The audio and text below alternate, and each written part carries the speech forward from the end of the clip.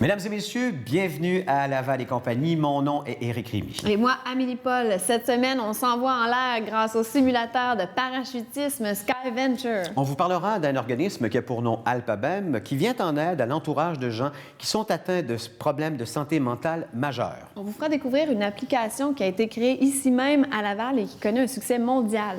On aura la visite en studio d'une fière professeure parce que ses élèves ont organisé une soirée santé à son école primaire. La caméra de Laval et compagnie a eu accès à Maxime Martin lors de la présentation de son nouveau one-man show à la salle André-Mathieu. On parlera du mandat d'inaptitude, à quoi sert-il et comment protège-t-il. On vous fera aussi également des suggestions de fleurs à offrir pour Pâques et notre critique cinéma nous dira ce qu'il a pensé du film Chappie, qui met en vedette un robot quasi-humain. L'édition de la semaine du 15 mars 2015 de votre magazine Laval et compagnie débute à l'instant.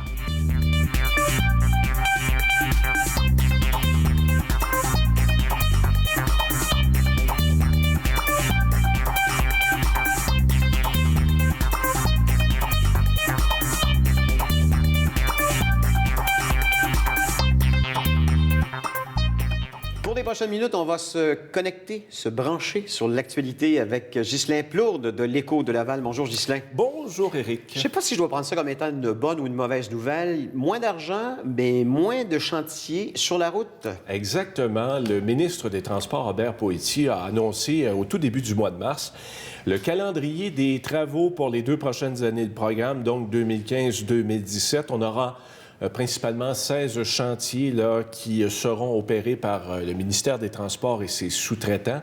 Ce qui est moindre que le calendrier précédent, celui de 2014-2016, on parlait de 27 chantiers. Ça représente environ 60 millions qu'on mettra sur les routes de Laval au cours des 2 prochaines années. Principalement, on parle encore une fois de travaux d'asphaltage. Quelques chantiers notamment ciblés. Autoroute des Laurentides de Sud, de Saint-Martin au pont Médéric-Martin, le pont qui traverse Laval-Montréal.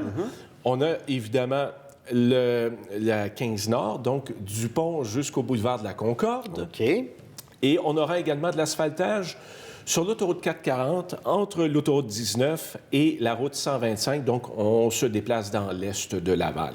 Il y aura évidemment d'autres chantiers, mais quelques exemples. Et selon le député de Vimont, Jean Roussel, les infrastructures de Laval sont en bon état, donc ça ne nécessitait pas nécessairement d'investissements plus importants.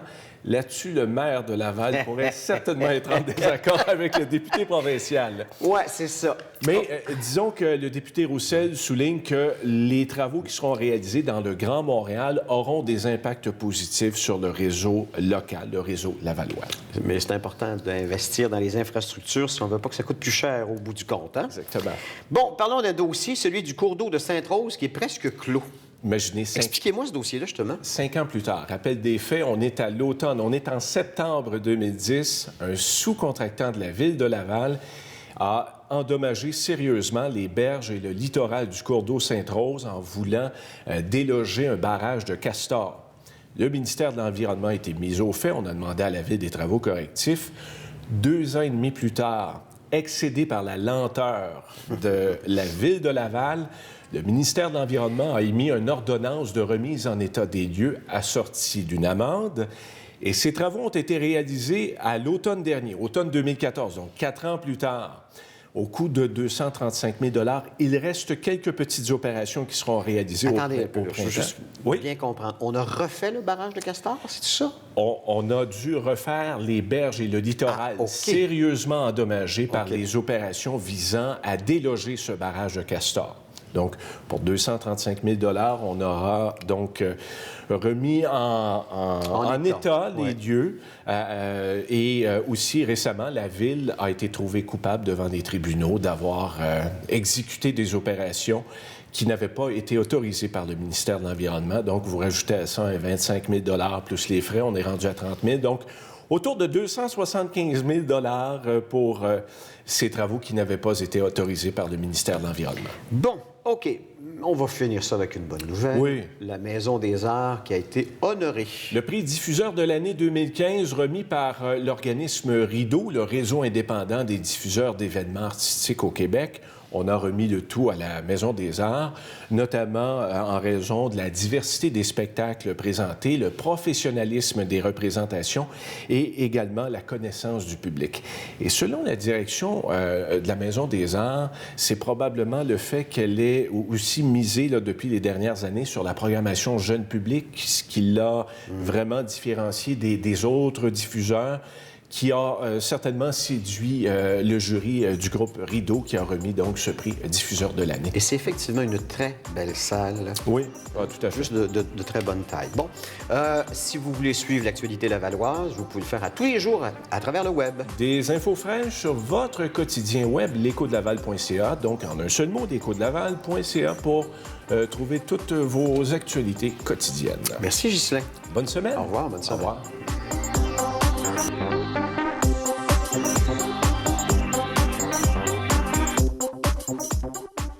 Si vous voulez défier la gravité au premier simulateur de chute libre intérieure à air circulé au Canada, le Skyventure à Laval est la place pour vous. Laurence Coutu-Paquin l'a essayé. Salut, Laurence! Allô, Amélie! Je dis ça comme ça, là, je suis vraiment pas ça. Mais t'as l'air d'une fille qui revient de vacances. Tu vises juste, Ah, mais fais-moi pas rougir parce que je peux pas être plus rouge que Là, ça. je pense que ça paraîtra pas, t'es correct. C'est bon. Donc, dis-moi donc, t'as essayé ça, toi, Skyventure? Ouais, j'ai essayé C'est une ça. simulation Ouais, de c'est vraiment- parachute. C'est vraiment pour vous l'opportunité d'essayer une chute libre, mais à l'intérieur. C'est un peu moins épeurant aussi. Ben, moi, moi, j'aurais c'est parce jamais que- le moi non courage plus. de Moi non faire plus. un vrai saut en Je serais parachute. pas capable, supposément que même quand tu as le vertige, ils disent que t'as pas vraiment la relation avec le sol, donc t'es pas supposé avoir le vertige, mais moi, j'ai beaucoup trop peur pour ça, donc j'ai essayé le simulateur à l'intérieur. C'est un tube cylindrique de 14 pieds de diamètre, puis il y a une hauteur de 45 pieds, donc c'est quand même assez large et assez haut, puis c'est installé à la verticale. Et j'ai une colonne d'air qui fait passer de l'air à 175 km à l'heure. Donc, c'est en masse pour te faire soulever, puis te donner la sensation de voler aussi. Et le parachute, d'habitude, tous les parachutistes vont à une hauteur de 13 000 pieds, 500 mètres, ou ça peut varier jusqu'à 3 500 mètres aussi, dépendamment des hauteurs, et à une vitesse de 200 km à l'heure. Donc, on se rapproche. 175 et 200, c'est à peu près une vraie chute libre. C'est juste que tu n'as pas le... Et c'est plus sécure. Ça serait peut-être une chute libre pour les plus peureux comme moi. Parce que tu n'as pas de parachute et tu n'as pas tous les désavantages qui peuvent venir avec le parachute. Exact. Tu risques pas de mourir ou quoi que ce soit. Mais moi, c'est parce que je suis pas très amateur de sensations fortes. Donc ça, Moi je l'avais non plus. essayé et puis c'était parfait pour moi. Moi aussi, exactement. Mais parle-moi de ton expérience à toi. Comment tu as trouvé ça? Mais c'est super difficile au début. Oui. Je veux dire, l'air, on pense que c'est facile, puis on se met de même, puis on vole. Mais l'air c'est tellement puissant que c'est difficile de rester très stable. Donc, tu as un petit cours avant, tu es obligé d'avoir un cours, ça peut être en groupe ou privé, peu importe, et il te donne un cours théorique avant sur la position, comment se mettre. Il te donne une espèce de one piece qu'on appelle, avec des lunettes. Puis souvent, c'est très drôle parce qu'il te filme, puis là, tu vois toute la foule qui revole. C'est de toute beauté. Mais bref, c'est très difficile de rester stable. C'est le fun, dans la mesure où l'instructeur te prend. te tient. Et là, il te des fait fois- monter jusqu'en haut, Ouais. il te fait tourner. Ça, c'est bien le fun. Mais quand on est seul, c'est là que c'est plus difficile. Donc, C'est plus très on difficile. en fait, plus on devient bon, expérimenté, Parce plus qu'au c'est le fun. début, on peut pas vraiment le faire tout seul, tu sais, Mm-hmm. un petit peu les quelques premières secondes, mais ils veulent pas nécessairement qu'on le fasse tout seul parce que c'est trop difficile. Mais après, eux autres, tu les vois, ils font des flips. C'est tout ça. Après quelques fois, ça a l'air très, très amusant de le faire Très seul. mais amusant. c'est ça. Au début, donnez-vous une chance. Vous n'allez pas être ouais. expert tout de suite. Mais le forfait, quand on achète, Ouais. comme on appelle ça, pas un saut, mais une expérience. Oui, des envolées. qui Une appellent ça. envolée, voilà. Ouais. Ça inclut la période qui est à peu près quoi, une demi-heure, Ouais, là, à peu le près. petit cours avant. Un petit cours avant, Et là, tu fais ensuite- d'enfiler son équipement. On met l'équipement, tout ça. Puis après, tu as soit le choix entre 2 envolées ou 4 envolées. Et chaque envolée, ça dure combien de temps? Eux autres, ils disent que c'est à peu près le temps d'une vraie chute libre en parachute, avant de tirer le parachute. Donc, je dirais que c'est à peu près un 2 minutes, peut-être, là, quelque chose comme ça. OK. Puis après, tu sors. Puis là, si t'es avec un autre groupe, ben, les autres, ils vont aussi. Puis après, tu peux rembarquer. Fait que c'est comme ça. Ça compte pour une envolée quand tu rentres dans le cylindre, puis tu ressors. Donc, 2 fois, Tu peux 2 le faire les minutes 2 environ. fois, ou tu peux le faire 4 fois.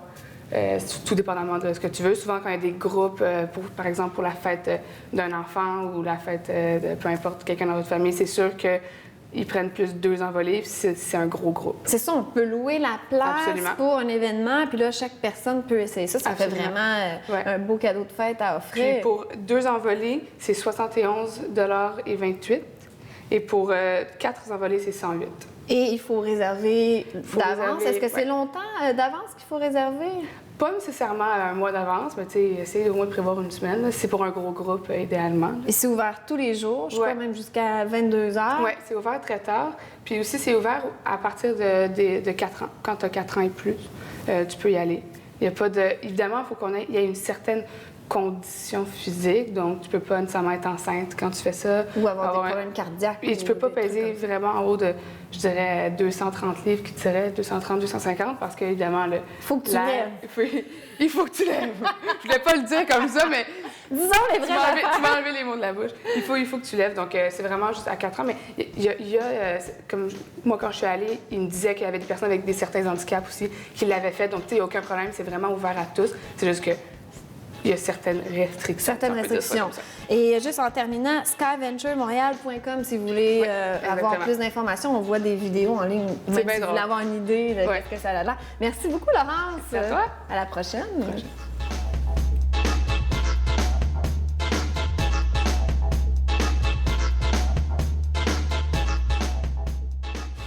Troubles de personnalité, troubles anxieux, troubles de l'humeur, ce sont quelques exemples de maladies mentales, des réalités incontestables en 2012, mais on semble oublier l'entourage des gens souffrant de maladies mentales et une association qui se spécialise dans l'entourage des gens souffrant de maladies mentales. Eh bien, on reçoit Mme Sylvie Piché de l'association Alpabem. Bienvenue. Merci. Bonjour. Et c'est le fun de voir qu'on a une association qui se dédie à aider les gens autour des gens qui souffrent de maladies mentales, parce que c'est vrai, ça ne doit pas être très évident. Alors, votre objectif, c'est de les outiller? Bien, en fait, il y a plusieurs objectifs. Je vous dirais qu'au départ, c'est de briser l'isolement. Oui. Parce que lorsqu'on a un proche, qu'on soit le parent, le collègue de travail, le conjointe, ami, frère et sœur d'une personne qui a un trouble en santé mentale, très souvent, on se sent tout seul parce que on n'ose pas toujours en parler, on ne sait pas à qui en parler. C'est ça, c'est difficile. Effectivement. Donc, au départ, ça va être beaucoup de briser l'isolement, d'aider, de supporter, d'aider à comprendre. Donc, il y a plein d'activités qui sont faites en ce sens-là. Et on a beaucoup de préjugés en 2015 sur la maladie mentale. Et vraiment, vous travaillez fort à sensibiliser l'opinion publique face à cette réalité-là. Oui. Quelles sont les plus courantes en 2015?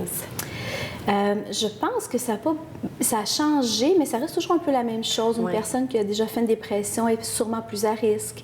Est-ce qu'on peut se fier à quelqu'un qui est bipolaire? C'est toujours ce côté-là.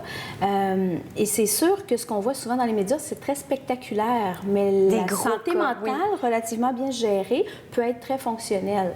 Mais souvent, on va voir les gros cas, les cas un peu plus médiatisés. Oui. Donc, il ne faut pas mélanger les choses, mais c'est vrai que ça peut être profondément difficile. Mais ça peut être aussi vivable à tous les jours et on le vit, nous, quotidiennement. Là. Et vous offrez une gamme de services pour venir en aide aux gens qui entourent les gens souffrant de maladies mentales. Qu'est-ce que vous offrez comme service exactement? En fait, il y en a beaucoup. Si je vais rapidement, à Alpabem, au départ, il y a les intervenants. On peut toujours avoir des rencontres en individuel. Il faut dire que c'est un organisme communautaire, donc carte de membre, 25-30 $ par année. Ça coûte rien. Ça coûte rien, vraiment. Oui. Et on téléphone, on peut avoir des rencontres de soutien individuel pour les proches de personnes atteintes. Il va y avoir des formations. OK. Puis ça, on peut juste appeler à votre numéro de téléphone. Oui, on téléphone, c'est réglé et puis il n'y a pas d'attente vraiment. C'est relativement rapide. On parle d'une semaine ou deux d'habitude. Wow. Et puis ça, c'est au niveau des rencontres individuelles. Oui. On a aussi des formations de groupe pour les jeunes, les adultes, les ados. Donc, il y a plein de services. C'est ça, vous offrez même, vous avez des gammes d'activités pour les jeunes de 6 à 12 ans? Oui, en fait, il y a les ateliers ANA pour les jeunes de 6 à 12 ans qui ont un proche atteint en santé mentale. Donc, 8 semaines avec soutien pour les jeunes. On a aussi un programme pour les adolescents. Donc, on va dans les écoles secondaires, 3e à 5e secondaire, et puis là, on va outiller les jeunes à dépister à eux-mêmes, à reconnaître des symptômes chez les amis, chez la famille et chez eux aussi. Là. Parce que là, le problème aujourd'hui, c'est que peut-être les jeunes, ils sentent que leur ami va peut-être moins bien, mais ils ne sont pas capables de reconnaître ces Oui, ou ils ne sauront pas signes-là. quoi faire. Puis aussi, bien, on parlait de préjugés tantôt. Il y a encore des phrases qui sont un petit peu difficiles à entendre pour certains. Parle-y pas, c'est un fou. Hey, tu vois-tu des bébites, t'es schizo? Il y en a, les ados, parfois, peuvent être assez quelque chose. Rigide, oui. Et puis là, quand ils comprennent mieux la souffrance en arrière de ça, oups! Là, les mots changent et puis l'ouverture est plus grande, puis on commence plus petit, donc on pense que rendu adolescent, adulte, les préjugés vont peut-être être un peu moins grands. Là. Commencer à un peu on espère. partir. Sinon, vous avez plusieurs conférences qui s'en viennent, des conférences mensuelles sur la santé mentale, dont une le 17 mars. Oui, effectivement, le 17 mars. On en a une à chaque mois. On a la chance d'être bien ancré dans la communauté, d'avoir du soutien vraiment beaucoup des organismes avec qui on travaille. Oui. Et c'est à la Cité de la Santé. C'est la salle du bar, donc c'est l'auditorium, et c'est gratuit. Et puis on peut se présenter tout simplement, on y va. Parfois, il y a 200 personnes, mais aussi on a une diffusion web. Donc on reste chez soi, on peut la regarder. Et si on ne peut pas se déplacer ou on ne veut pas, c'est possible. On clique sur le site Internet, c'est simple, 2 clics et on est vraiment là. Et on les enregistre. Et il va y avoir une rediffusion par la suite. Donc, on peut aller sur le site lorsqu'on est membre et on clique et on peut voir toutes les conférences qu'on a eues depuis plusieurs mois, plusieurs années sur plein de sujets. C'est incroyable. Puis même sur votre site, vous avez un blog où on retrouve plein d'informations sur les maladies mentales. On a des spécialistes qui écrivent peut-être sur... Oui, bien en fait, on a un directeur, M. Maccabé, qui, on l'aime beaucoup. En fait, il est très proactif. Donc, c'est ce qui fait que l'organisme est très, très dynamique. Donc, Facebook, Twitter, les médias sociaux, Internet, là, c'est ça. La diffusion est importante parce que si on fait des choses fantastiques mais qu'on ne les diffuse pas, personne ne va le savoir. Donc, on travaille très fort à faire connaître puis à faire diffuser ce qu'on fait. Alors, ce qui est incroyable, c'est que si jamais on a besoin d'aide, on peut appeler facilement chez Alphabem et vous allez offrir un soutien téléphonique. Ça, c'est incroyable. Je pense que si les gens ne sont pas informés, ils pourront pas s'informer davantage. Sinon, sur votre site Internet, alphabem.qc.ca. C'est ça. Merci beaucoup, Mme Piché, d'avoir été là. Merci à vous. Ça a été un plaisir. Et à la maison, allez sur le site pour plus d'informations.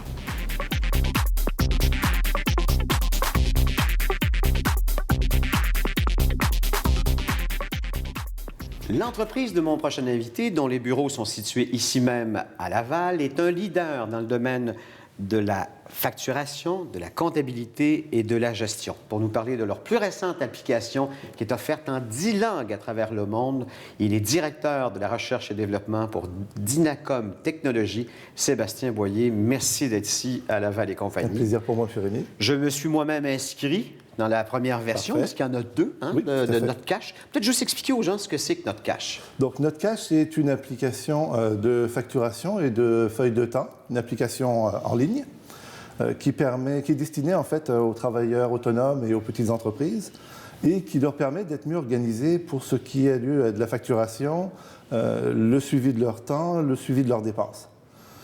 Donc, grosso modo, c'est une application qui va leur permettre, je vous donne un exemple simple, donc vous faites une soumission pour un de vos clients, vous lui envoyez, lorsqu'il va visualiser la soumission, vous allez recevoir un courriel qui va vous notifier qu'elle a été vue, votre client peut l'accepter directement en ligne et vous allez là encore être notifié comme quoi il a été accepté. Par la suite, vous allez commencer à travailler sur le projet, vous allez pouvoir dans l'application, entrer le temps que vous passez sur les différentes activités sur le projet pour le client. Et puis, à intervalles réguliers, quand vous le désirez ou à la fin du projet, vous allez pouvoir automatiquement facturer tout ce temps à votre client, qui là encore va recevoir la facture par courriel. Vous allez être notifié lorsqu'il l'aura vue. Il peut la payer en ligne puisque vous pouvez associer votre compte PayPal, Stripe, Authorize.net ou tout checkout à votre compte NotCash pour que vos clients puissent vous payer par carte de crédit. Quelle est la place de Dynacom Technologies dans le paysage de la facturation et de la gestion? Oh mon Dieu, Dynacom est dans la gestion et la comptabilité au niveau du Québec depuis 25 ans maintenant. D'ailleurs, c'est notre anniversaire cette année. Bonne fête! Voilà, au mois de mars, à la fin du mois. Le 27 mars, ça fera 25 ans exactement que Dynacom est dans le décor. Au niveau de Dynacom pour les produits de comptabilité, c'est très québécois, notre public, alors que pour notre cache, on est parti sur quelque chose de beaucoup plus vaste. 10 langues quand même. Oui, 10 langues, tout à fait. On trouve là-dedans le chinois, le japonais, l'allemand, l'italien, le russe, le polonais, l'espagnol, le portugais. 2 versions de français, le québécois et le français. C'est vrai. Parce qu'il y a quelques petites notions qui Bien passent sûr, pas bien bien des sûr. deux bords. Et évidemment l'anglais. Et c'est combien d'employés? C'est un chiffre d'affaires de combien? Est-ce que vous le savez? Dynacom lui-même, c'est une 50aine d'employés.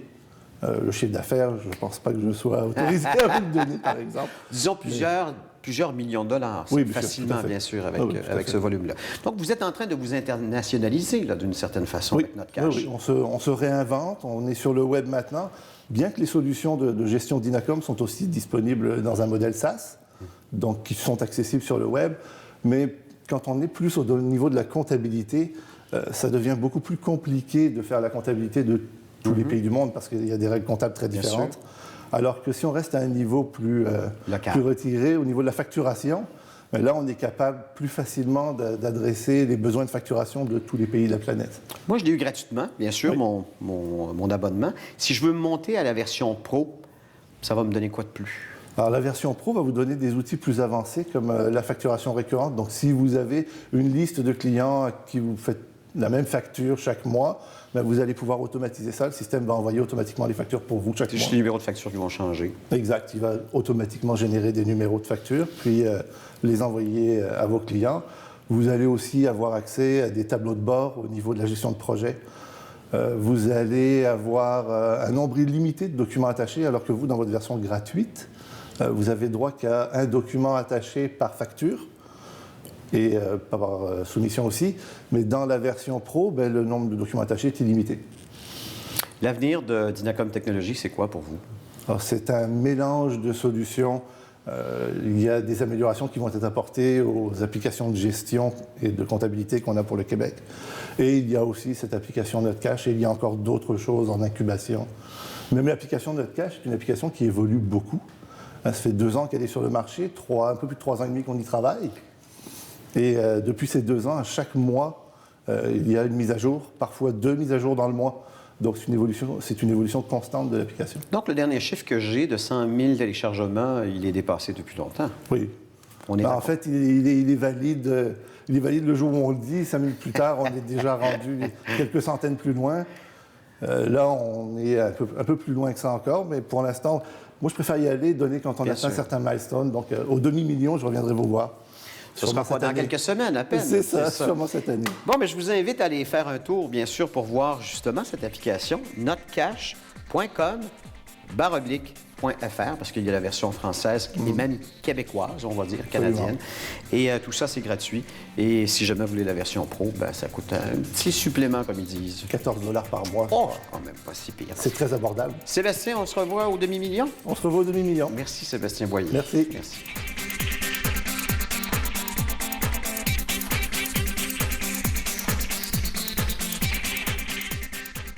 Le jeudi 26 mars prochain aura lieu à l'École du Souvenir à Laval un événement organisé par les élèves avec l'aide de leurs professeurs sur le thème de la santé. Et on reçoit Mélissa Rioux, qui est professeure à l'École du Souvenir et une des organisatrices du projet. Bonjour, Mélissa. Bonjour, Amélie. Ça va bien? Ça va bien, Très bien, t'es resplendissante. Et tu peux me tutoyer, dans le fond, t'es tellement jeune. T'as quel âge, là?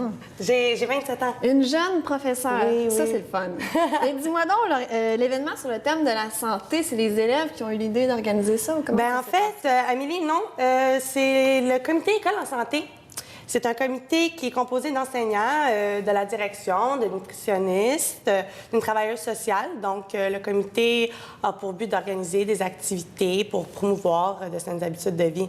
Et les kiosques, ça va avoir l'air de quoi, en fait? Bon, à la soirée familiale, les kiosques, ils vont être variés. On va avoir plusieurs kiosques qui seront sur place, comme exemple le Centre Le Sablon, Promo Santé. Nous C'est comme le salon de la santé.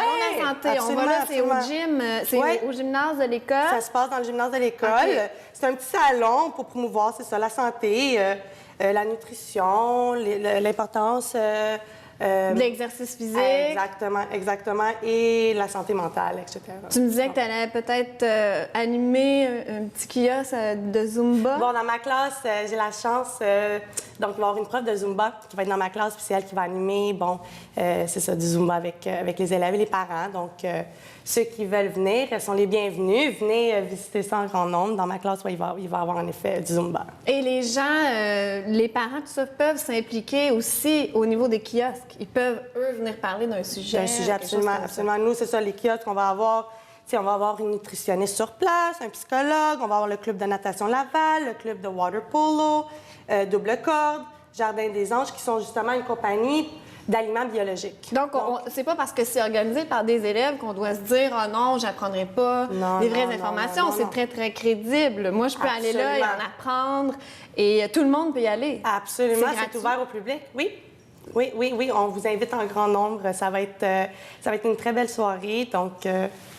Et tu es très, très impliquée avec tes élèves. On parlait tout à l'heure avant l'entrevue. Tu es une fille super passionnée, puis toi, c'est ta vie, c'est ta famille, là, ta classe. Tu tripes vraiment d'organiser ça avec eux. Oh, j'adore ma profession. Écoute, je suis passionnée, absolument.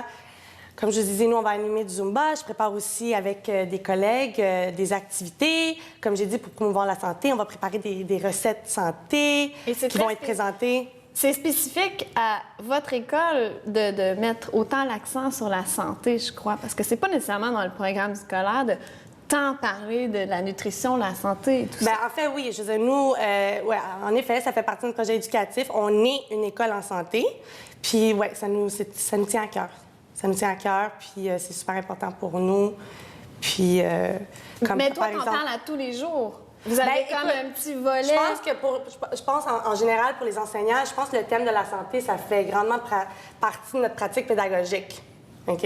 C'est sûr qu'on, quitte à ce qu'on lise des textes de compréhension écrite, qu'on les sensibilise, on va toujours s'assurer que leurs collations sont santé. Oui, en effet, mon école primaire, on met beaucoup l'accent sur l'importance d'une bonne alimentation. Et s'il y a des gens qui nous écoutent qui aimeraient être bénévoles pour l'événement, qu'est-ce qu'ils font? Qui ils contactent? Bon, en fait, ils peuvent contacter l'administration si jamais ils ont un kiosque intéressant à présenter. Oui, ça se fait auprès de notre administration. Donc, ils peuvent contacter l'École du souvenir, là, tout simplement. J'ai un numéro de téléphone ici, 450-688-1944. Oui, puis à ce moment-là, ils pourront parler avec notre directrice, Mme Sacco. Et pour ceux qui veulent simplement aller à l'événement puis en apprendre sur la santé et la nutrition, c'est le jeudi 26 mars 2015 de 17h à 20h environ. Absolument. Et en dehors de ce projet-là, est-ce que vous faites d'autres activités pour promouvoir la forme physique, la santé? Oui, absolument. On a eu les activités, les plaisirs d'hiver qu'on a appelés. Donc, on demandait aux élèves à chaque semaine, il y avait un thème.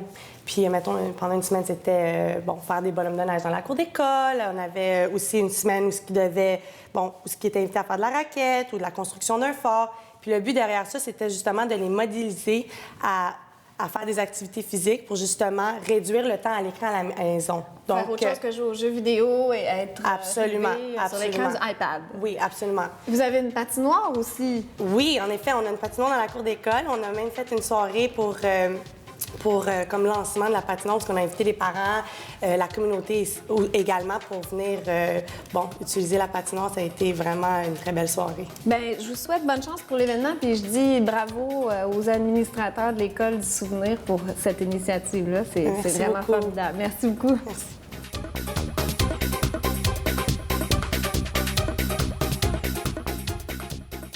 Enfin, c'est le nom du nouveau spectacle de Maxime Martin et c'est ce soir que ça a lieu, la première montréalaise. On est au Théâtre Saint-Denis, justement sur sa scène, et il va venir nous parler juste un peu avant son spectacle. On va voir comment il se sent.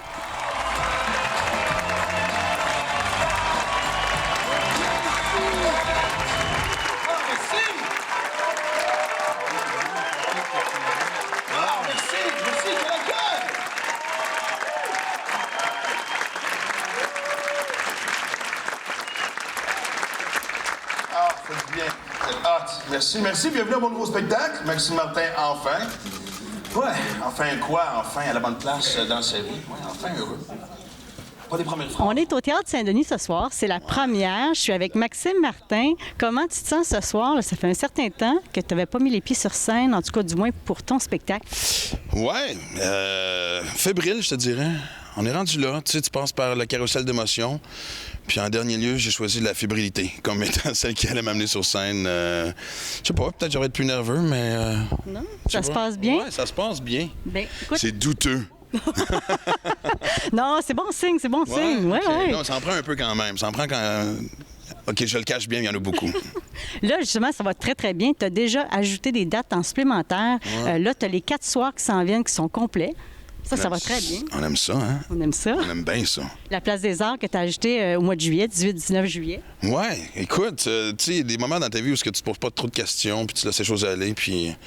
Tu sais, je pense que présentement, il y a un petit sourire niaiseux sur la face du clown, fait qu'on l'entretient. T'sais. Là, on est juste à quelques heures, même pas, je pense même pas 2 heures Merci avant. de me le rappeler. C'est bon. À quelques minutes quasiment avant ton spectacle. Ouais. Et bien, merci de nous avoir avec nous. Tu seras à Laval avec nous le 11 juin. On est très contents. Très hâte. Tu sais, c'est un incontournable à Saint-André-Mathieu. Puis, ouais, non, regarde, ça s'en est pour être une sacrée belle tournée déjà. Écoute, le show n'est pas lancé, qu'on a encore plus de dates que la dernière tournée. Fait que je m'habitue à recevoir cet amour-là. Je travaille ça en thérapie. Oui, parce que là, il y a bien des sujets différents là, qui sont par rapport à ce que tu faisais avant. Qu'est-ce qui s'est passé entre le dernier show et le nouveau? Plein de choses. En fait, c'est drôle parce que le dernier, il y a 4 ans, était pas mal un survol de la bébête qu'on est depuis la journée où on s'est levé sur 2 pattes. Puis... Mais tu sais, à force de faire le procès de tout, de cette belle société dans laquelle on vit, qui est un puits inépuisable de sujets, je pense qu'il est temps que je retourne ça vers moi et que je passe au cash à mon tour. T'sais. Fait que c'est vraiment de rire dans mon cheminement pour arriver à cette belle place où je suis rendu dans ma vie. Puis c'est drôle, j'aurais jamais pensé qu'un show où souvent il y a beaucoup de jeux, ça pourrait se transformer autant en nous. C'est vraiment particulier ce qui se passe. Les gens s'identifient énormément à ce que je vis, qui est peut-être pas une bonne nouvelle, mais... Parce que tu as vécu plein de choses. Mais oui. Est-ce que encore le spectacle a été influencé par ta fille? Parce que tu en parles souvent. Elle fait partie de ta vie. On la voit dans les médias un peu. Bien, ma fille qui va être là ce soir, à la première fois que Lily vient voir la première de papa. Et je sais pas si ça veut dire que je suis rendu sage ou que c'est elle qui est rendue assez mature, mais oui, là, elle est en pleine crise d'adolescence, fait que ça aussi, c'est une belle source de sujet, mais... Est-ce que c'est toi là, qui as écrit tes textes? Tu signes tes textes? En grande partie, mais Christian Viau qui a fait la mise en scène a beaucoup embarqué. Puis évidemment, on a fait affaire un peu à d'autres auteurs à gauche et à droite. Parce que maintenant, tu vois plus rien, là, tu sais. Franck Grenier, Julien Table. Julien Table, Nadine Mathurin. Il y a même Pierre-François Legendre qui était... avec qui on s'est amusé à se relancer des idées. On est devenus des bons amis depuis qu'on a travaillé ensemble l'année passée au Gala Juste pour rire. Fait que... écoute, j'ai jamais été aussi bien entouré. Ça va très, très bien. Et même, tu animes un gala encore cet été. Ouais. Je vais y penser demain, ça te dérange pas. Mais écoute, on te souhaite ce soir de t'amuser. T'as l'air bien, t'as l'air heureux. Puis on te souhaite vraiment une très belle soirée ce soir. Bien, c'est bien gentil, merci. Puis j'ai hâte d'être chez vous. Bien, très bientôt. 11 juin, tu seras avec nous. Je compte les jours. Merci. Bye-bye. Amuse-toi. Merci. Tu sais, enfin, c'est de dire que j'ai cherché le bonheur partout, sauf au bon endroit, tu sais. Ouais, tu sais, que je l'avais d'en face et pas dans le nez. C'est ça qui est le fun du bonheur, hein? Ça se lève pas, ça se boit pas, ça se touche pas, ça se baisse pas. Hein? Félix Leclerc l'a dit, le bonheur, c'est comme un sucre à la crème. Si t'en veux, t'en fais. Mais il est mort, on va donner la recette. Enfin, là, c'est surtout d'arrêter de prendre les choses pour acquises puis d'apprécier ce qui m'arrive. Vous êtes 900 personnes devant moi ce soir et pour ça, je vous dis merci.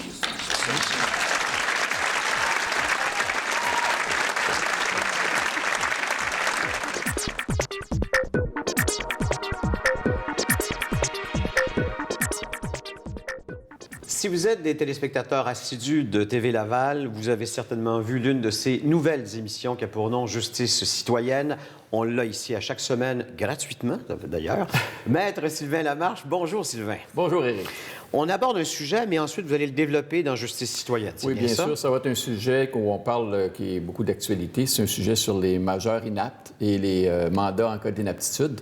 Donc, on va avoir un intervenant qui s'occupe auprès des personnes qui ont des problèmes d'handicapé mental ou des personnes qui sont plus au courant des questions de curatelle. C'est une question qui m'interpelle parce que mon papa vient d'avoir 89 ans. Il lui manque effectivement ce papier-là en cas d'inaptitude. Oui. Comment est-ce qu'on fait justement pour faire cette demande-là? Les mandats en cas d'inaptitude peuvent être faits alors qu'on est apte déjà, en prévision d'inaptitude. Donc, les notaires ou les avocats peuvent aussi aider à préparer ces mandats-là. Et c'est bien d'avoir déjà prévu les mandats en cas d'inaptitude. Et dépendamment des degrés d'inaptitude, on peut aussi prévoir certains mandats plus spécifiques ou plus spéciaux à l'intérieur de notre mandat en cas d'inaptitude. Donc, ça peut être soit la gestion, soit des contrats, signer des contrats de travail ou la gestion quotidienne domestique des comptes. Donc, il y a plusieurs catégories d'actes civils qu'un mandat en cas d'inaptitude peut prévoir. Aussi, le mandat en fin de vie qu'on pourra aussi regarder lors de notre émission. Et ça, ce sera effectivement le sujet d'une autre émission. Mais ce mandat-là est pour protéger la personne visée, bien sûr. Oui, c'est un mandat en cas d'inaptitude. C'est un mandat où il ne faut pas oublier aussi que le mandat en cas d'inaptitude peut être aussi ajouté à un mandat de curatelle. Donc, on sait aujourd'hui qu'on ne peut pas demander à une personne ou interner une personne sur la simple présentation d'un certificat médical en disant qu'il est inapte à s'occuper de lui-même. Donc, le Code civil prévoit des procédures. Donc, des filets de protection, en fait. Et on ne peut plus, sur la simple présentation d'un certificat médical, demander qu'une personne soit internée en psychiatrie, exemple. Là, maintenant, au niveau de la curatelle, les intervenants doivent passer devant le juge. On doit donner une autorisation du juge. Et aussi, les intervenants en santé et services sociaux ont comme première mission, eux autres aussi, finalement, de signaler, un peu comme une procédure de signalement. Okay. Alors, pour s'assurer que les personnes âgées ou les personnes en perte d'autonomie ne soient pas abusées ou victimes, soient protégées, à toute fin pratique, par un système de curatelle. Il ne faut pas attendre non plus d'être très vieux ou très malade avant de signer un tel mandat d'inaptitude? En fait, l'inaptitude, elle n'arrive pas juste avec l'âge. Ça peut être aussi des personnes qui sont en perte d'autonomie à cause d'accidents, à cause de maladies. Ça peut être aussi des maladies dégénératives au niveau du cerveau. Ça peut être aussi au niveau de la maladie mentale, une profonde dépression. Donc, tous ces éléments-là sont des éléments médicaux, des actes médicaux, donc qui vont nécessiter des certificats médicaux pour présenter la requête devant les tribunaux. C'est un document notarié?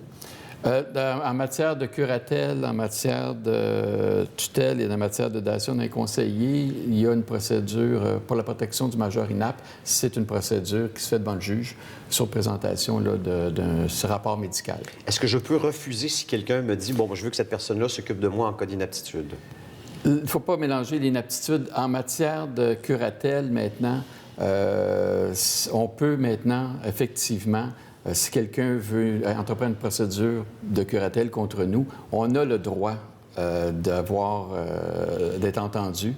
Et à chaque étape de la curatelle, maintenant, le majeur inapte et le majeur protégé a droit de regard sur son dossier, sur la façon dont le mandant ou les personnes qui sont nommées pour prendre soin des personnes. Justement, la personne nommée, est-ce qu'elle peut dire, écoutez, j'aimerais mieux pas m'occuper de ce dossier-là en cas d'inaptitude de cette personne? C'est sûr qu'un mandant en cas d'inaptitude a la responsabilité d'agir dans l'intérêt du mandataire. À ce moment-là... c'est comme un exécuteur testamentaire, mais de son vivant, dans le fond, non? En fait, c'est comme un tuteur, c'est comme un mandataire. Donc, il doit prendre soin, il ne doit pas être en conflit d'intérêts. Il y a plusieurs devoirs qui devront être respectés. Et si, bien sûr, il n'est pas dans l'intérêt d'un mandataire d'avoir un mandant qui, finalement, n'est pas intéressé à pouvoir s'occuper de ces choses. 2 questions rapides. Est-ce que c'est compliqué à faire et est-ce que ça coûte cher? On va, au niveau de la procédure là, pour demander la protection du majeur inapte, effectivement, c'est une procédure judiciaire et il y a probablement des questions de certificats médicaux et de rapports médicaux qui devront être mis. Ça peut être demandé par les proches ou par, comme je l'ai dit, les intervenants dans le milieu de santé et services sociaux. Okay. Et à ce moment-là, c'est une procédure légale. Au niveau du mandat en cas d'inaptitude, c'est un peu le processus finalement d'un legs testamentaire, d'un testament. Donc, on peut faire homologuer le mandat en cas d'inaptitude, de préparer puis le faire homologuer éventuellement quand la personne devient inapte. Sinon, idéalement, quand on fait son testament, on peut aussi faire La plupart du temps, maintenant, il y a une pratique de le faire de cette façon-là. Si vous avez des questions ou des problématiques autour justement d'un mandat d'inaptitude, vous savez qu'à chaque semaine, il y a notre avocat en résidence qui répond à vos questions et vous pouvez soumettre vos dossiers, justement, en écrivant à justicecitoyenne@tvrl.ca. Chaque semaine, bien sûr, vous épluchez tous ces courriels et vous en servez comme cas d'espèce, justement. Avec la participation, bien sûr, des invités des groupes qui nous assistent lors de l'émission. Merci, Maître. Vous êtes libéré de la cour jusqu'à la semaine prochaine. Merci beaucoup.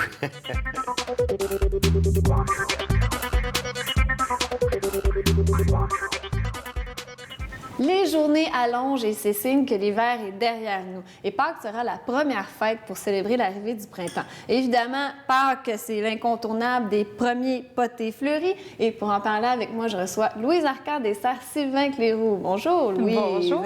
Alors, on te reçoit toujours à chaque fête dans l'année pour parler des fleurs vedettes de chaque événement spécial. Tout à fait, Quelle serait la fleur vedette à offrir pour Pâques? Bien, il y en a plusieurs, mais je vous dirais la vedette, c'est l'hydrangée de Pâques, parce que c'est extraordinaire. C'est une fleur magnifique, mais il y a bien sûr toutes les bulbes. On va retrouver toutes les bulbes, ainsi que les lys tiny, les lys de Pâques, les jonquilles, les jacinthes, les tulipes. Il y a plein de variétés qui vont sortir pour le printemps. Et puis là, on a des couleurs typiquement Pâques, mais il y en a de plein de couleurs de ces fleurs. Bien, c'est la fête du printemps. Alors, on va en trouver de toutes les couleurs. On a des tulipes dans les rouges, dans les jaunes, dans les orangés, ainsi que dans les lys. On est vraiment là une panoplie, un tableau de couleurs pour Pâques. Et ça serait quoi la différence entre lys de Pâques et lys tiny? Bien, les lys tiny, c'est comme la nouvelle génération de lys asiatiques qu'on a sorti pour Pâques. C'est des lys qui sont beaucoup plus colorés parce que le lys de Pâques, c'est seulement le blanc.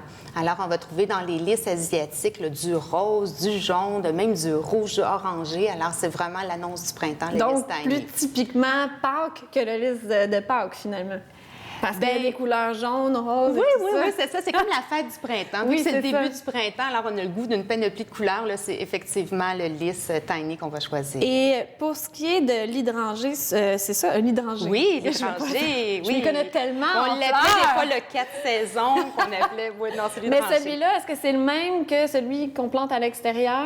Bien, c'est la même famille parce que les hydrangées, il y en a à peu près 200 espèces. Alors, c'est dans la même famille, mais celui-ci est en dehors de notre zone du Québec, là, dans le fond. Dans la zone, c'est vraiment... c'est pas produit au Québec, c'est produit au Québec, je me suis mal exprimée. Je veux dire, c'est en dehors de la zone de rusticité, là, si je peux dire. Ça veut dire que on ne peut pas le planter à l'extérieur parce que ça ne tolérera pas l'hiver froid du Québec, parce que c'est vraiment une hydrangée qui est plus tropicale, si je peux m'exprimer ainsi. Alors, il faudrait vraiment le protéger l'hiver pour s'assurer qu'il revienne parce qu'il est en dehors de la zone.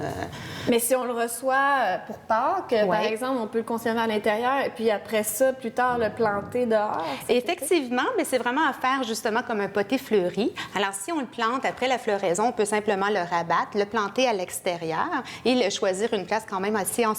Je vous dirais qu'il y a au moins 4 heures de soleil par jour pour qu'il puisse avoir sa fleur et s'assurer de le planter à un endroit où il va avoir une protection. Alors, une accumulation de neige devient une protection hivernale et de mettre un cône arrosé, vraiment augmenter les chances de l'abrier pour qu'il puisse passer nos hivers québécois parce que c'est vraiment en dehors de la zone. Donc, on a une chance sur 2 qui reviennent. À l'intérieur, c'est vraiment proche d'une fenêtre où il va y avoir beaucoup de soleil. Oui, puis il y a quand même on l'arrose beaucoup, hein?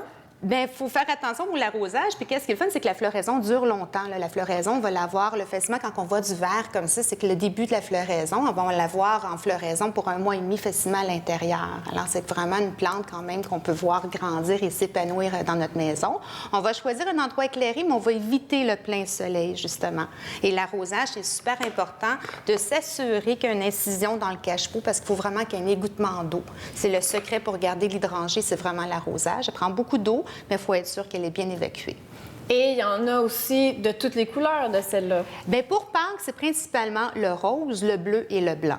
C'est vraiment les 3 couleurs là, dans cette variété-là qu'on va offrir pour Pâques. Et les Sœurs Sylvain Cléroux offrent toutes ces variétés magnifiques. Oui, pour tout à Pâques. fait. C'est une production importante pour nous. Là, on en fait 25 000 pots. Alors, les serres sont tapissées d'étrangers. C'est magnifique. Oui, 25 000 pots. Mon Dieu, ça va être un temps occupé là, pour les prochaines Oui, semaines. c'est vraiment le début de la saison là, pour nous. Là, puis on est très, très occupés, effectivement. Et après ça va être les plantes à l'extérieur et tout ça. Ah ça... oui, les vacances sont terminées. Là, on est... on travaille fort. Ben, merci beaucoup, Louise, et bonne chance pour passer à travers ce moment. Ça fait plaisir, merci.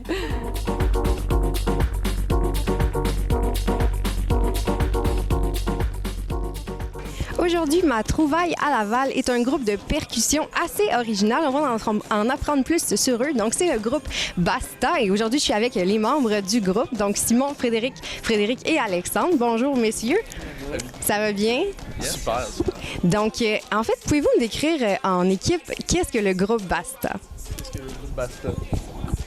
Non, ouais, je vais y aller. En fait, Basta, écoute, c'est un bande de percussion qu'on a décidé de commencer. En fait, c'est Alex qui avait commencé ça il y a 1 an ou 2 ans. Ça avait commencé. C'était à la base, c'était un trio. Il y avait Alex avec 2 amis qui avaient fabriqué c'était des anciens sonotubes pour couler du ciment. C'est ce que je parle, des trucs de carton. Il avait mis des pots là-dessus. Puis il avait commencé à faire ça avec ça. Puis c'était un peu inspiré de...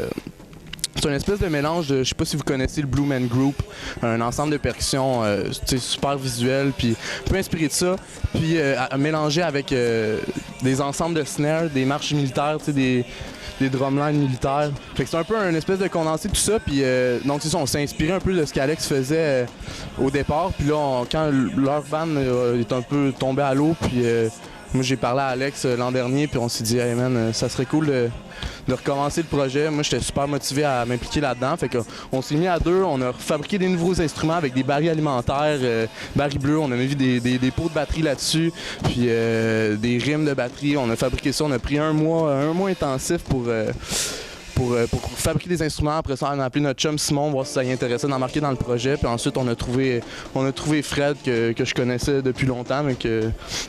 On n'avait jamais vraiment travaillé ensemble, mais bon, on a appelé Fred. Puis là, quand il nous manquait un 4e membre, je me suis dit, écoute, on avait fait une liste de noms, puis le nom de Fred est sorti. Puis là, je l'ai appelé, puis j'ai dit, hey, salut, je sais que la dernière fois qu'on s'est parlé, je devais avoir 4 ans et demi, puis t'en avais 16, mais veux-tu faire un band avec nous autres? Puis il est embarqué tout de suite, puis... bien cool, bien du fun. Puis là, moi, ce que je me demande, sur votre page Facebook, vous vous décrivez comme un groupe de percussivité visuelle. Est-ce que je peux avoir une explication de ce terme complexe? C'est pas nécessairement une description, c'est plus comme un titre de spectacle. Moi, je le vois comme ça, là, vraiment, tu sais, comme un trademark. Percussivité visuelle, je trouve que c'est un mot qui n'existe pas, percussivité, mais c'est Éric Major, un ami, en tout cas, un propriétaire de Planète Musique sur des Laurentides, qui nous donne un bon coup de main. Il nous fournit du stock, puis les pots, puis on fait souvent affaire avec lui. Puis il nous disait, il faudrait que vous trouviez quelque chose comme ça, un trademark, quelque chose qui frappe, un gros titre. Puis c'est lui qui m'a sorti ça, puis j'ai vraiment accroché là-dessus parce que c'est de la percussion, c'est visuel au bout, c'est sur quoi on mise pour vendre le show, l'originalité, le côté visuel extravagant, fait que c'est de là que ça vient. Parce que ce qu'il faut savoir, les gens vont le voir à travers l'entrevue, c'est que c'est pas juste un numéro de percussion, là. Il y a des chorégraphies, c'est intense, là. Vous êtes tout, on a filmé votre performance, vous êtes tout essoufflé. Comment est-ce que vous pouvez arriver, vous êtes des batteurs, mais vous n'avez pas de parcours en danse ou en chorégraphie comme ça, comment est-ce que vous êtes arrivé à trouver des chorégraphies, oui? Ben en fait, Simon, c'est un danseur professionnel. Il le cache très bien. Veux-tu commenter? Non, pas du tout. Non, mais en fait, ça vient. Il n'y a pas personne qui danse vraiment. Je pense que c'est plus une optique d'amener justement du visuel, du corps là-dedans, justement, pour en donner plus. T'sais, si on faisait juste bouger des baguettes, c'est une chose. Si on joue sur une caisse claire qu'on appelle un snare qui est sur un drum, généralement, c'est une autre chose. Mais là, d'amener l'optique de jouer sur des poubelles ou des barils recyclés, plus d'amener le corps là-dedans. Puis, tu sais, je veux dire, là, on en fait, mais tu sais, on va encore pousser la machine encore plus loin. On va amener d'autres affaires. Fait que c'est sûr que le côté visuel, baguette, côté visuel, playing, technique, côté visuel, avec le corps, puis les mouvements, je veux dire, c'est un tout, justement, qui rend qui rend ça justement percussivité visuelle, si on veut. C'est ça l'objectif. C'est juste. C'est ça la grosse partie de la job, parce que le côté note, ce qu'on joue, c'est pas techniquement nécessairement difficile, c'est de le rendre le plus visuel possible. C'est ça le gros travail là-dedans, là. Puis c'est ça qu'on veut toujours amener à un autre niveau. Toujours se recycler, jamais faire des trucs qui se ressemblent. Essayer d'être tout le temps, c'est ça, le plus diversifié possible. Puis c'est ça, le plus attrayant possible pour que ça soit dans le tapis tout le temps, puis hyper dynamique. T'sais. Vous parlez de toujours amener le groupe plus loin. Comment vous voyez justement continuer dans l'avenir comme ça avec Basta? Las Vegas. Mais sérieusement, est-ce que c'est quelque chose que vous verriez entretenir à long terme, le groupe? Écoute, c'est vraiment dur à dire parce que c'est original, c'est nouveau, les gens n'ont jamais vu ça. Nous autres, c'est sûr qu'on voit hyper grand parce qu'on sait qu'il y a énormément de potentiel dans ce qu'on fait puis qu'on peut amener ça à un niveau extrêmement intéressant. T'sais. Là, un but précis, je le sais pas. On va voir où est-ce que ça va nous mener. Je sais pas si vous autres, vous avez quelque chose de fixe en tête. Personnellement, non, mais je sais qu'on peut amener ça quelque chose de vraiment grandiose parce que on est les seuls à faire ça. C'est original, nouveau concept, c'est jeune, c'est dynamique. Depuis qu'on en fait, les gens accrochent vraiment beaucoup, puis c'est vraiment cool de faire ça. Là. Fait que je pense que c'est ça. On est sur la bonne voie, on travaille super bien, on est un bon team, on met les priorités aux bonnes places. Puis c'est ça. On verra où est-ce que ça va nous mener, mais je suis confiant qu'on peut aller loin avec ça. Les gens à la maison, en fait, s'ils sont intéressés à avoir, en fait, pas Basta dans leur salon, mais en fait, pour un événement ou quelque chose du genre, c'est possible, si je me trompe pas, pour eux de vous réserver et que vous fassiez une performance là. Donc, c'est pas juste des spectacles que vous organisez comme ça. On participe à toutes sortes d'événements, puis c'est ça, si les gens veulent nous rejoindre pour nous booker ou simplement avoir des informations sur le groupe, ils peuvent nous rejoindre par email, soit par email, soit sur Facebook. L'adresse, c'est basta.entertainment@gmail.com. Exactement, c'est bien ça? Oui, c'est ça. Page Facebook, c'est ça, facebook.com/basta.entertainment. Ils peuvent nous rejoindre là-dessus, puis on vérifie les messages à tous les jours. Il y a des trucs qui rentrent, fait qu'on est super ouvert à discuter avec les gens, même si c'est seulement pour des infos ou des commentaires. On est bien plugué ces réseaux sociaux, on est rendu là en 2015, nous autres, on est bien là. Twitter, notre handle, c'est @bastadrum. C'est ça? Je pense que oui. Oui, hashtag Bastadrum. Oui, c'est ça. En fait, non, c'est @bastadrum. Ils sont là. En fait, ça pancarte. Anyway, c'est ça. Puis non, c'est ça. Puis si vous voulez nous hashtaguer quand vous allez voir peu importe un show ou vous voulez parler de nous autres un peu, puis ça vous tente de partager de quoi avec nous autres, ben c'est #Bastadrum partout. Alors voilà. Bastadrums avec un S. On va inviter les gens à partager un moment avec vous et je vous remercie encore pour l'entrevue. Merci à toi.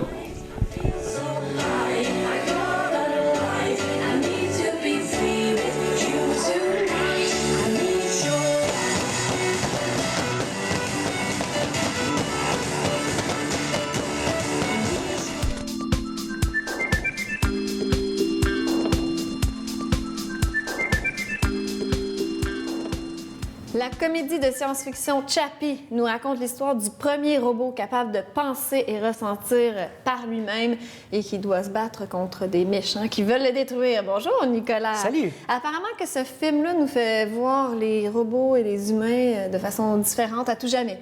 Oui, tout à fait, parce que comparé à d'autres films du même genre, ça va dans une autre direction. Qu'on prenne La Matrice où les robots se retournent contre les humains, ou Terminator, ou même Avengers, en tout cas le prochain qui va sortir cet été avec Ultron, qui est un robot avec une conscience et qui devient méchant.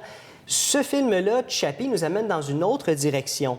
C'est un peu un mix de Robocop dans un sens, parce que bon, c'est l'histoire d'une entreprise qui fabrique des robots pour la police, et le créateur de ces robots-là a trouvé la façon d'amener de la conscience à un robot, ce qu'il fait, mais par contre, cette conscience-là commence comme un enfant.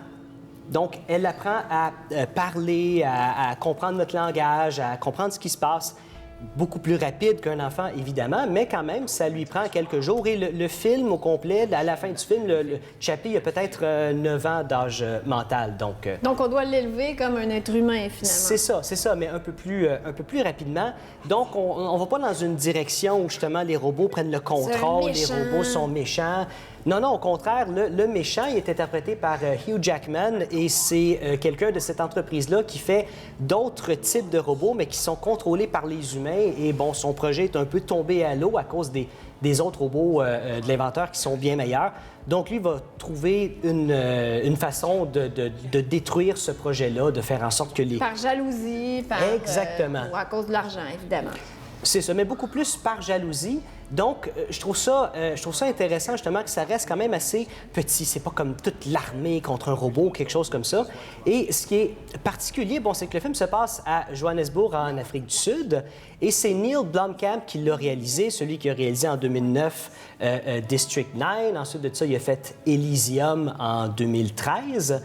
Et dans ce film-là, pour ceux qui connaissent le groupe hip-hop, je suis sûr que je ne le prononce pas correctement, The Antwoord, qui sont originaires d'Afrique du Sud. Alors, les deux personnes principales de ce groupe-là font partie des personnages très importants du film. C'est eux qui vont élever Chappie, et vu qu'ils sont dans le ghetto et que c'est des criminels, ils vont un peu élever Chappie comme si c'était un gangster. Alors, à un moment donné, Chappie, il y a des colliers en or avec des signes de pièces dessus. Tout ce que les gangsters ont. Mais c'est un gentil, il fait pas des mauvais coups. Non, il est gentil. On essaie de lui faire des mauvais coups, mais à la base, il est gentil. Donc, il a une conscience. Il peut faire la différence entre le bien et le mal, le robot. Oui, tout à fait.